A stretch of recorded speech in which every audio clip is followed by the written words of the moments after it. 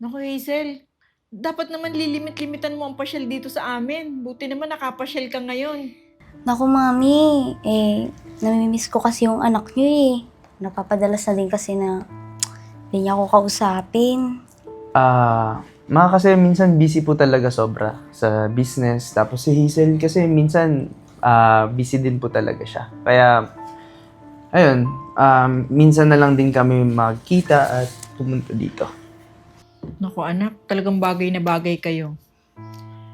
Sa estado ng buhay ni Hazel na medyo nakakaangat din sa lipunan, talagang bagay lang kayong dalawa talaga, anak. Ang galing mong mamili. Gustong-gusto ko na siya. Dapat nga nagpapalano na kayo na magpakasal. Gusto ko na magkaapo sa inyo, ha? Ma, hindi pa namin sa ngayon iniisip ni Hazel yung magpakasal. Kasi nga po, sobrang busy din po talaga ngayon sa business. At saka, isa pa, gusto muna namin i-enjoy yung pagiging gantong setup. Kasi, syempre, pagkasal na kayo, di ba? Kailangan... Si din pala. Pasensya na po ba? Kunin ko lang po. Alam mo, ikaw intergera ka talaga. Alam mo na may pinag-uusapan kami, may pagpasok ka pa dito. Ma, ginagawa niya lang yung trabaho niya. Alam ko na yung style mong yan. Lagi mo nang pagtanggol sa akin yung babaeng yan. Kahit kailan, hindi ako papayag na mapagusto ka dyan sa babaeng yan. Hindi kita pinalaki para pumato lang sa isang hampas lupa. Talagang kayo ni Hazel ang magkabagay. Yan ang tandaan mo, Renz. Wala po kung gusto sa anak niyo. Ikaw, umalis ka nga muna. Pumunta ka dun sa kwarto, maglinis ka muna dun. Magrabe ka naman kay Eden. Wala namang ginagawa yung tao. Inaayos niya lang naman yung trabaho niya, oh. Renz, babae din ako. Alam ko yung mga style na ganyan. Kaya nga gusto ko mapakasal na kayong dalawa eh, para tahimik na rin yung pag-iisip ko. Ngayon, may lakad din kasi kami ni Hazel, kaya kailangan na rin po namin talagang umalis. So, Sige, Ma. Muna na Sige muna po, kami. Mami. Ha? Hazel, babalik ka dito ha. Siyempre naman. Sige, ingat kayo. Bye-bye.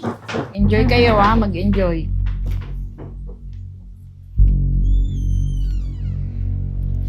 Ikaw na babae ka? Akala mo hindi ko nahahalata? Yung paglapit-lapit mo pag nandiyan dyan si Renz, yung anak ko.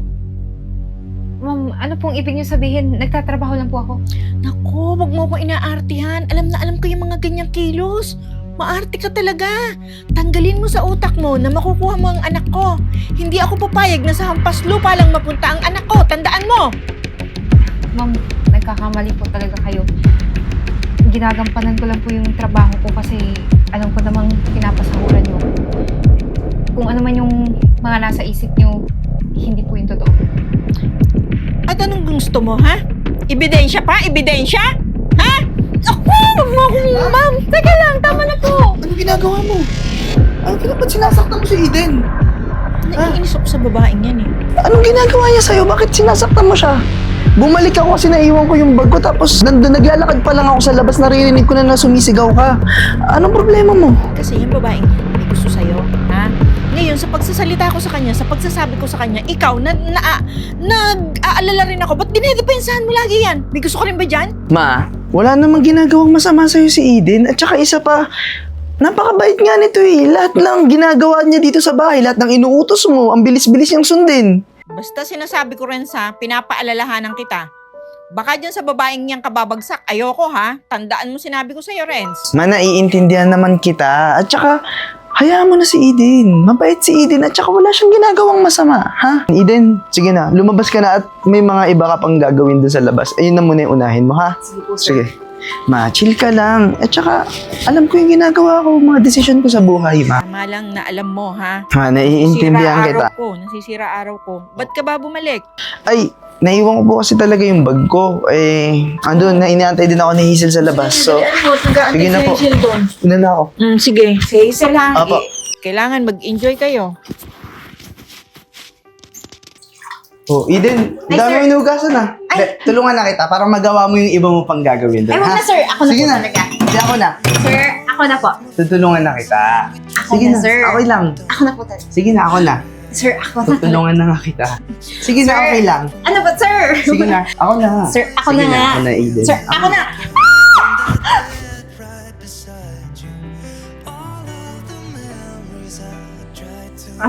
Sir, ako na.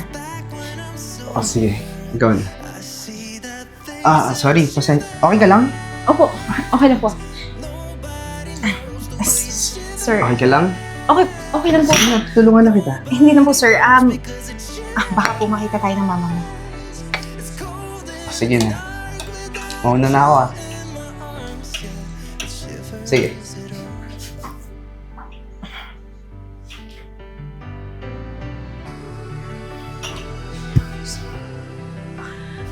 Tingin ako sa lalaki mo.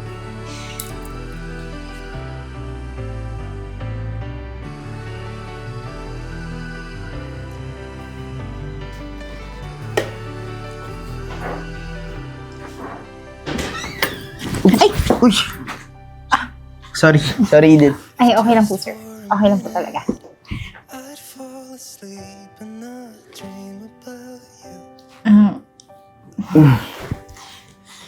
Ay, Ay. Sorry.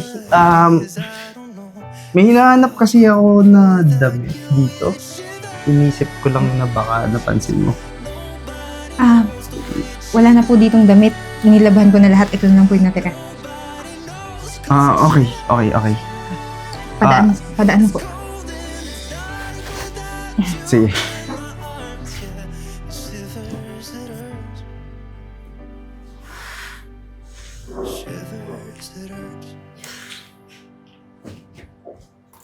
Eden, Sir, pwede ba kita makausap sandali? okay po. Ano po yun? May gusto lang sana kasi akong sabihin sa'yo.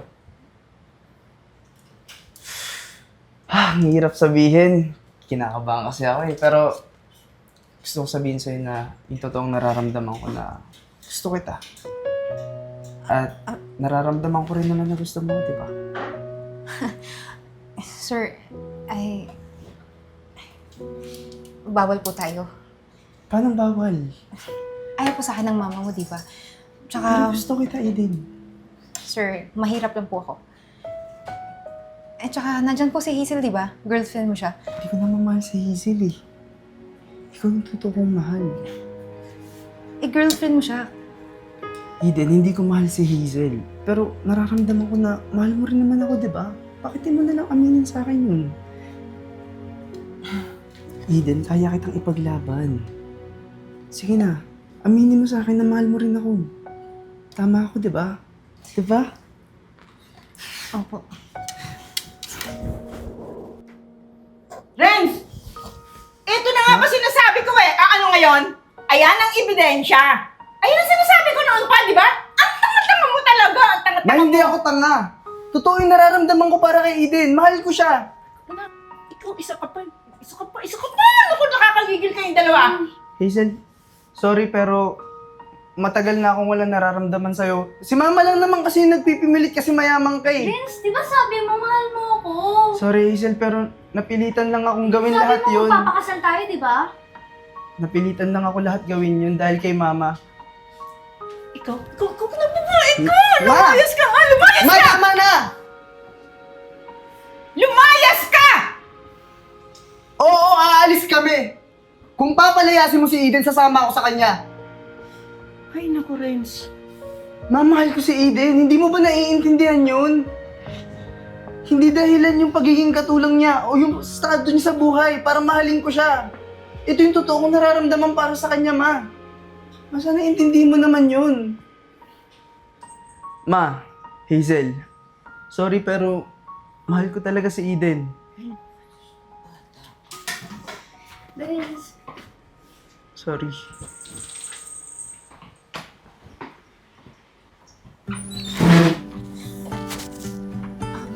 Sir, paano na po tayo nito ngayon?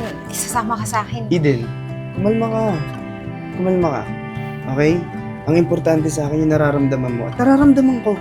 Importante na inamin mo sa akin na mahal mo ako. May ipon ako. Sa Japan tayo titira. Doon tayo gagawa ng masayang pamilya. Huwag mo nang problemahin sila, Mama. Sige po, sir.